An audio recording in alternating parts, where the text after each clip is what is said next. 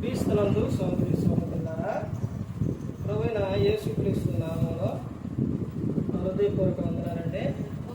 ముందుగా ఎంత మంచి సమయాన్ని ఇచ్చిన దేవునికి ప్రభువైన క్రీస్తు ద్వారా కృతజ్ఞతాస్తుతులు చెల్లిస్తున్నానండి. అందరూ బాగున్నారండి.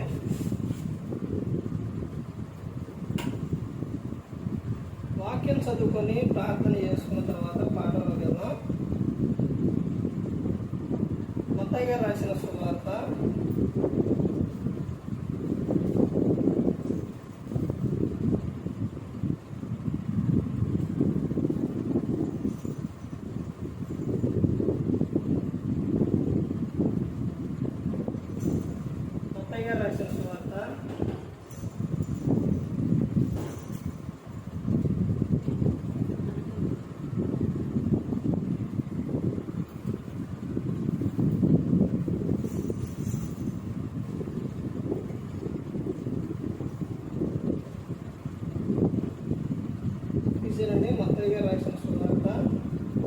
10వ అధ్యాయం 28వ వచనం. మరియు ఆత్మను చంపనేరక దేహమును చంపు వారికి భయపడకుడు గాని ఆత్మను దేహమును కూడా నరకములో నశింపజేయగల వారికి మిక్కిలి భయపడుడి. ప్రార్థన చేసుకుంటాం. పరలోకమందున్న మా తండ్రి, పరిశుద్ధ ప్రేమ గల తండ్రి, గొప్ప తండ్రి, యెహోవా తండ్రి, ఈ ప్రియకుమారుడు యేసుక్రీస్తు ప్రభువు ద్వారా కృతజ్ఞతాస్తుతులు చెల్లిస్తున్నాము. అని రాత్రి వేళ అందరితో మాట్లాడమని మా ప్రభువైన యేసుక్రీస్తు నామమున వేడుకుంటున్నాం తండ్రి. ఆమేన్. ప్రభు యేసుక్రీస్తు నామములో హృదయపూర్వక వందనాలండి. దేవుని కుమారుడు యేసుక్రీస్తు ప్రభువు ఈ లోకానికి వచ్చిన తర్వాత పరలోక రాజ్యం సమీపిస్తుంది కనుక మారు మనసు పొందమని ప్రకటింప మొదలుపెట్టారు. అంశం: భయము లేని జనం భయపెడుతున్న దైవం. భయము లేని జనం భయపెడుతున్న దైవం. మనిషికి భయం అనేది లేదు. ఎక్కడి నుంచి లేదు? సృష్టిని చేసిన కాడి నుంచి, సృష్టి చేసిన తర్వాత, సృష్టిలో మనుషులు చేసిన తర్వాత, మనుషులు భూమి మీదకి వచ్చిన తర్వాత, ఆది కాలం అక్కడి నుంచి చూస్తే మానవుల హృదయం చెడిపోయింది. చెడిపోయిన తర్వాత ఆ మానవుడు దేవుని మాట వినడం లేదు. అప్పుడు జరిగిన విషయం ఏంటంటే, భయము లేని జనం. ఆ భయము లేని జనానికి మరి ఏం చేయాలి? దేవుడు ఏం చేయాలి? భయపెట్టాలి. భయపెడితేనన్నా అప్పుడైనా మారతారు అని దేవుడు చూశారు. జనం భయము లేని జనం భయపెడుతున్న దైవం. అప్పుడు నోవాహు గారి కాలంలో జరిగిన విషయం, జలప్రళయం వచ్చింది. వాళ్ళందరూ కూడా ఇది అయిపోయారు. ముందే చెప్పారు వస్తుంది అని, కానీ వినల. తర్వాత లోతు గారి దినములో జనానికి ఏమి లేదంటే భయం లేదు. భయం లేకపోయేసరికి దైవం ఏం చేసిండు? దేవుడు భయపెట్టిండు. అగ్ని గంధకాలతో మొత్తం కూడా కాల్చేసింది. అలాంటి సందర్భాలు ఎన్ని జరుగుతున్నా కానీ వినట్లేదు. తర్వాత ఇశ్రాయేలు కాలానికి వచ్చేసరికి ఐగుప్తులో నుంచి ఇశ్రాయేలు ప్రజలను విడిపించి తీసుకెళ్లేటప్పుడు, ఇదిగో నాయన మీరు ఈ తప్పు చేస్తే ఇలా ప్రమాదం అని దేవుడు ఎంత చెప్పినా కానీ వినకోకుండా భయం లేని ఆ జనం ఏం చేశారంటే తిరగబడటం, సనగటం, కొనగటం, వ్యభిచారాలు ఇవన్నీ చేశారు. దేవుడు ఏం చేసిందంటే మొత్తాన్ని కూడా ఎవరిని ఎక్కడ ఏ తప్పు చేస్తే వాళ్ళని అలా తీసేసింది. భయం లేని జనం భయపెడుతున్న దైవం. ఈ రోజున చూడండి, మనిషికి దేవుడు అంటే భయం లేదు, భక్తి లేదు, భయం అనేది లేదు. కానీ దైవం, దేవుడు మాత్రం ఏం చేస్తాడు? భయపెడుతుంది. ఎందుకు భయపెడుతున్నారు అని అంటే, అందరూ అంతటా కూడా మారు మనసు పొందాలి అని. అందరి పట్ల దేవుడు ఏం కలిగి ఉండరంటే దీర్ఘశాంతం కలిగి ఉన్నారు. అందుకనే దేవుడు భయపెడుతున్నా కానీ మనిషి భయపడే విధంగా లేరు. కానీ ఈ లోకం విడిస్తే చాలా ప్రమాదకరమైనది. ఆ ప్రమాదకరమైన అది ఎలా ఉంటుందనంటే, అగ్ని ఆరదు, పురుగు చావదు, అంత భయంకరంగా ఉంటుంది. ఆ నరకానికి వెళ్ళిపోకూడదని యేసుక్రీస్తు ప్రభువు ఈ లోకానికి వచ్చి మా అందరి కోసం శివుడు ఆయన మరణించాడు.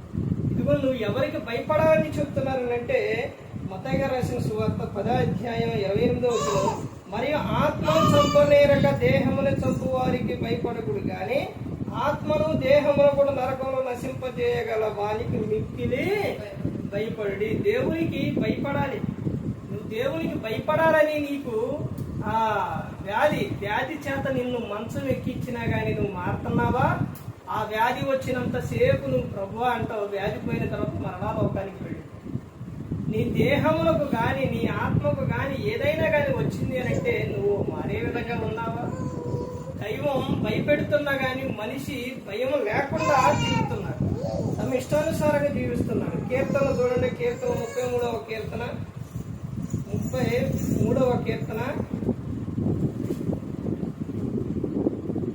33వ కీర్తన 8వ వచనం. లోకులందరూ యెహోవా యందు భయభక్తులు నిలపవలెను, భూలోక నివాసులందరూ ఆయనకు వెరవవలెను.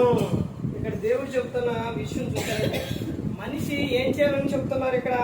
లోకులందరూ యెహోవా యందు భయభక్తులు నిలపవలెను. భయము, భక్తి అంటే లోకులంటే ఈ లోకంలో ఉన్న వారందరూ కూడా దేవుని పట్ల ఏం కలిగి ఉండాలండి? భయభక్తులు కలిగి ఉంటారు. కానీ అలా భయభక్తులు కలిగి మనిషి బ్రతకలేదు. భయం ఉంటే భక్తి ఉండదు, భక్తి ఉంటే భయం ఉండదు. ఇప్పుడు భయానికి భక్తికి తేడా ఏంటంటే దేవుని యందు భయం అంటే నువ్వు మందిరానికి వచ్చిన తర్వాత, క్రీస్తులోకి వచ్చిన తర్వాత, నువ్వు బయటికి వెళ్ళిన తర్వాత ఏదైనా చూడాలన్నా చేయాలన్నా దేవుడు చూస్తున్నాడనే భయం. ఇదిగో నేను కూర్చునుట, లేచుట, పడుకునుట మొత్తం ఆయనకు తెలుసు అని భయపడ్డం. ఇదిగో సమయానికి ఆరాధనకు వెళ్ళాలి, నేను వాక్యం చదువుకోవాలి, దేవునితో సహవాసం కలిగి ఉండాలి, నిత్యము కూడా ఉండాలి అనేది భయం. భక్తి ఏంటంటే ఇదిగో నిత్యము నేను ఆయనతో మాట్లాడుకోవాలి, నేను భక్తిగా ఉండాలి, నీతిగా జీవించాలి, యథార్థంగా జీవించాలి, దేవునికి ఇష్టమైన కార్యాలు నేను చేయాలి, దేవునికి ఇష్టడుగా నేను ఉండాలి. ఇదిగో దిక్కులేని పిల్లలను, విధవరాలను వారి ఇబ్బందుల్లో పరామర్శించడం, యువలోక మాలిన్యము తనకంటకుండా కాపాడుకున్నటయే భక్తి. భక్తి అంటే ఈ విధంగా జీవిస్తారు, భయం అంటే ఆ విధంగా జీవిస్తారు. అంటే ఈ రెండు కలిపి దేవుడు ఏం చేయమన్నారు? భయభక్తులు కలిగి ఉండమన్నారు. ఇప్పుడు ఉపవాసం ఉందండి. ఉపవాసం అనగా ఏంటి? ఒకటి దేవునితో సహవాసం. తర్వాత నువ్వు ఉపవాసం ఉన్నప్పుడు దేవునితో ఏకాగ్రత కలిగి నువ్వు ఆయనతో కలిసి నువ్వు ఏకాంతంగా ప్రార్థన చేయాలి. రెండో విషయం ఏంటంటే తర్వాత ఎవరైతే నిన్ను ఆహారం అడుగుతారో, దాహం అడుగుతారో వాళ్ళకి ఇవ్వటం, వస్త్రాలు లేని మీరు వస్త్రం ఇవ్వటం, అంటే ఇవి కూడా చేయాలి, అవి కూడా చేయాలి. ఇప్పుడు దేవునితో నువ్వు ఆయన ఉపవాసంలో ప్రార్థన ఎలా చేయాలని చెప్పారు? స్నానం తలంటుకొని గదిలోకి వెళ్ళి నువ్వు ప్రార్థన చేసినప్పుడు రహస్యమందు చూచుతంటే నీకు ప్రతిఫలం ఇస్తారు అని చెబుతున్నారు. అంటే దేవుడు ప్రతి ఒక్కటి కూడా రెండు చెబుతారు.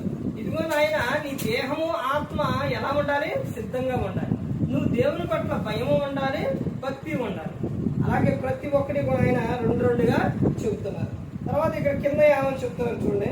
భూలోక నివాసులందరూ ఆయనకు వెరవవలెను. భూలోక నివాసులందరూ కూడా, ఒకళ్ళిద్దరు కదా, అంటే మొత్తం కూడా. తర్వాత 10వ అధ్యాయం 10 చూడండి. 10వ అధ్యాయం కీర్తనలు 10:4 చూడండి. దుష్టులు పొగరెక్కి యెహోవా విచారణ చేయడను కొందరు, దేవుడు లేడని వారెల్లప్పుడూ యోచించుదురు. దుష్టులు పొగరెక్కి ఏం చేస్తారంటే యెహోవా విచారణ చేయడనుకుంటారు. ఇదిగో నేను ధూమపానం చేస్తున్నా, మద్యపానం చేస్తున్నా, వ్యభిచారం చేస్తున్నా, దొంగతనం చేస్తున్నా, ఏం చేసినా కానీ దేవుడు విచారణ చేయడు, దేవుడు చూడట్లేదు, దేవుడు పట్టించుకోవట్లేదు అని అనుకుంటారు. కానీ ఇక్కడ ఏమని చెప్తున్నారు? ఆయన ఏమని చెప్తున్నారు? ఇక్కడ కింద చూస్తే దేవుడు లేడని వారు ఎల్లప్పుడూ యోచించుదురు. దేవుడు లేడని వారు అనుకుంటారు. ఎవరు వీళ్ళంటే పొగరెక్కి దుష్టులు పొగరెక్కి యెహోవా విచారణ చేయడను కొందరు, దేవుడు లేడని వారు ఎల్లప్పుడూ యోచించుదురు. దేవుడు లేడనుకుంటారంట. కానీ లోకం విడిచినప్పుడు ఉంటుందంటే ఎంత భయంకరంగా ఉంటుందంటే అది గమనించుకోవాలి. అక్కడ జీవ గ్రంథం ఉంటుంది. ఆ గ్రంథంలో గన పేరు గన లేకపోతే అగ్నిగుండానికి వెళ్ళిపోతారు. ప్రకటన గ్రంథంలో రాసి ఉంటుంది. భయం లేని జనాన్ని భయపెడుతున్న దేవుడు భయపెడుతుండు. ఎందుకు? ఇకనైనా నువ్వు మారుతావని, మారు మనసు పొందుతావని. ఎన్ని చూపించినా కానీ నువ్వు ఇంకా ఇంకా ఇంకా మారు మనసు కనుక పొందకపోతే, నువ్వు మారకపోతే నీ పరిస్థితి ఎలా ఉంటుందంటే భయంకరంగా. అది ప్రతి ఒక్కరు కూడా గమనించుకోవాలి. ప్రతి ఒక్కరు కూడా దేవుని యందు భయభక్తులు కలిగి ఉండాలి. ఇది రాసుకోండి. ప్రతి ఒక్కరు కూడా చాలా జాగ్రత్త కలిగి, ఎందుకనంటే వాక్యం అనేది చాలా విలువైనది. నిన్ను ఏదో సందర్భంలో నీకు భయపెట్టి భయం చెప్పి నిన్ను ఏదో విధంగా నిన్ను ఆయన మార్చాలని నీకు ఎన్ని అవకాశాలు ఇస్తున్నా కానీ నువ్వు వినకోకుండా, ఇదిగో దేవుడు అప్పుడే రాడని నీ ఇష్టానుసారంగా జీవిస్తున్నావేమో. చాలా జాగ్రత్త అండి. ఆయన ఎప్పుడు వస్తారో తెలియదు కాబట్టి నువ్వు సిద్ధపడి ఉండాలి. ఇదిగో నీ నోట్లో నుంచి అంటే దుష్టులు పొగరెక్కి ఏవో విచారణ చేయడం అనుకోని బూతు మాటలు మాట్లాడటం, పొగరబట్టిన మాటలు మాట్లాడటం, లేదా వ్యర్థమైన మాటలు మాట్లాడటం, తమ ఇష్టానుసారంగా జీవించడం, ఇవన్నీ చేస్తున్నారు. దేవుడు విచారణ చేస్తారు. దేవుడు ప్రతి ఒక్కటి కూడా చూస్తున్నారు. ఆయన మనందరినీ ఈ లోకానికి పంపించారు. మనకి కెమెరా ఫిక్స్ చేసి పెట్టారు. ఆకాశం ఆలగించు, భూమి చెవి యొగ్గు. తప్పించుకోవడానికి ఆస్కారం అనేది లేదు. ఆయన ఎదుట క్రీస్తు న్యాయపీఠం ఎదుట నిలబడ్డప్పుడు దేహంతో జరిగించిన ప్రతి ఒక్క దానికి కూడా లెక్క చెప్పాలి. అది మంచిదైనా సరే, చెడ్డదైనా సరే. అందుకని మంచి క్రియలు చేస్తూ దేవుని యందు భయభక్తులు కలిగి ప్రతి ఒక్కరు కూడా ఉండాలి. ఎవరు నశించి నరకానికి వెళ్ళిపోకూడదని యేసుక్రీస్తు ప్రభువు ఈ లోకానికి వచ్చి మనందరి కోసం శివుడు ఆయన మరణించారు. ప్రతి ఒక్కరు కూడా దేవుని యందు భయభక్తులు కలిగి పరిశుద్ధాత్మ మాట ఇంటూ దేశుద్ధిని కాపాడుకుంటూ క్రీస్తుని పోలి నడుచుకున్నప్పుడు ఈ లోకం ఇచ్చిన పరలోకానికి చేరుకుంటారు. మరి ఈ విధంగా నిలబెట్టి మాట్లాడించిన తండ్రైన దేవునికి కృతజ్ఞతాస్తుతులు చెల్లిస్తూ ఇంతవరకు శ్రద్ధగా ఉన్న మీకు ప్రభు పేరున నా హృదయపూర్వక వందనాలు చెల్లిస్తూ మాటలు ముగిస్తున్న అందరికీ వందనాలు.